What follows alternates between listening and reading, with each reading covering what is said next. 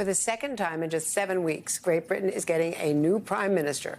Former finance minister, well, chancellor, they call it, Rishi Sunak, will be the first person of color ever to hold that position. And at age 42, the youngest in 2 centuries to hold the job. Sunak speaking just moments ago. I am humbled and honoured to have the support of my parliamentary colleagues and to be elected as leader of the Conservative and Unionist Party. It is the greatest privilege of my life to be able to serve the party I love and give back to the country I owe so much to.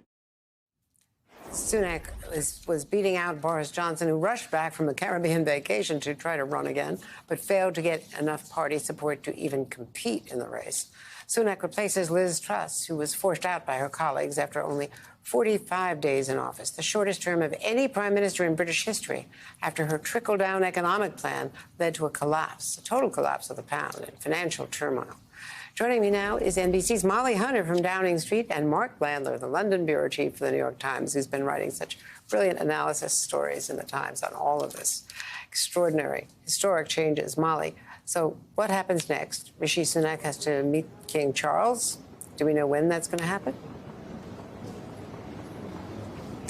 Andrea, that's right. Look, if the last 4 days were kind of fast-tracked, the next 24 hours are going to be equally busy. So what we expect and what needs to happen, of course, for Rishi Sunak to officially become prime minister is that outgoing prime minister Liz Truss will have to go to King Charles, to Buckingham Palace, and we assume that will happen in the next 24 hours. We do not have an exact time. We know that King Charles is heading back to London this afternoon, and she will then give him her resignation. Immediately after, incoming prime minister Rishi Sunak will then meet with King Charles and be asked to form a government. Then it all happens very quickly. We're off to the races. So then at that point, Andrea, we'll start to learn who his cabinet ministers are. Of course, part of the turmoil here is that when governments change so quickly, as you mentioned, the third prime minister just this year, the fifth Conservative prime minister in 6 years, you know, there's some political paralysis. Government stops, new ministers go into the positions. They have to get up to speed. We'll be watching 2 of those positions very, very carefully, Andrea. Ben Wallace, the defense minister, and Jeremy Hunt, the finance minister. Both of those jobs, very busy day jobs right now, of course, with the war in Ukraine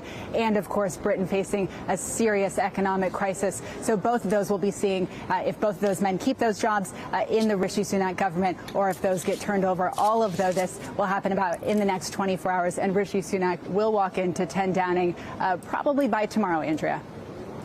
It's just extraordinary. So, Mark, what kind of leader do we expect Rishi Sunak to be? And I would assume that there could be some issues with Jeremy Hunt. He was a foreign secretary, very well liked around the world, but had no experience in the economy. He was rushed in to sort of provide some stability at the last moment because of his experience.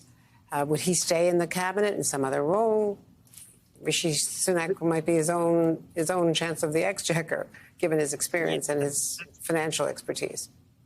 That's the important point that you make, Andrea, which is that Rishi Sunak held a chancellor's job. In fact, his claim to his claim to fame as a leader is that he saw Britain through the very difficult period of the coronavirus pandemic. He was the official who sort of rolled out hundreds of billions of pounds of subsidies. And more recently, some of the recent tax increases and other things that were anticipating the more difficult period that Britain has entered now. There is some expectation that he might retain Jeremy Hunt in this job, and that might actually make some sense because the chancellor is going to have a kind of rough ride over the next 18 months or so. And politically, it might make good sense for Rishi Sunak to let Jeremy Hunt absorb some of the pressure of these difficult choices that the government's going to have to make. Ben Wallace has been successful as defense secretary, and even though he supported Boris Johnson in the leadership contest that has just concluded here, there might also be an argument for keeping Wallace in his job. He's well regarded. He, I think, has a fair amount of credibility with the United States. He was just in Washington meeting with officials at the Pentagon, including Lloyd Austin. So it will be interesting to see. But to the broader question, I think Sunak's instinct will be to govern a little more as a technocrat than certainly Liz Truss, who was a real free market ideologue, or Boris Johnson, who was a little more of a populist figure. Rishi Sunak is a different character than either of those. He's low key, he's cerebral, he's he has a lot of experience in financial markets. He worked at Goldman Sachs and at hedge funds earlier in his life. So I think we'll see a more technocratic, button-down, low-key style, which might be a relief to people in Britain after months of upheaval under both Boris Johnson and then briefly under Liz Truss. And also, I was just noting in the press, he's very wealthy. There was one headline, and I don't know how you quantify this, but saying that he's the first prime minister who is wealthier than the royals. How can you be wealthier than the royals, given the palaces and the jewels and all the rest?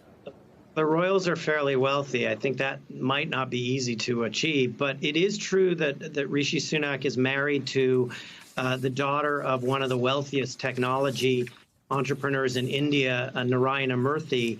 So she is probably worth at a minimum hundreds of millions of dollars, and that became a political problem for Sunak last year when it became clear that his wife had what's called non-domicile tax status in the United Kingdom, which means that she wasn't paying taxes in the UK on some of the income she earned on holdings outside Britain. She's now rectified that, but there was a period several months ago where it looked like that might derail Rishi Sunak's political fortunes. So in a funny, he's come back twice. He came back from that scandal, and he came back from losing to Liz Truss in the leadership contest just a month ago. It's all amazing. And Mark, your reporting on this has just been incredible. Thank you so much. Molly, as always, at number 10. Again, we'll look for you as the days progress. Thank you.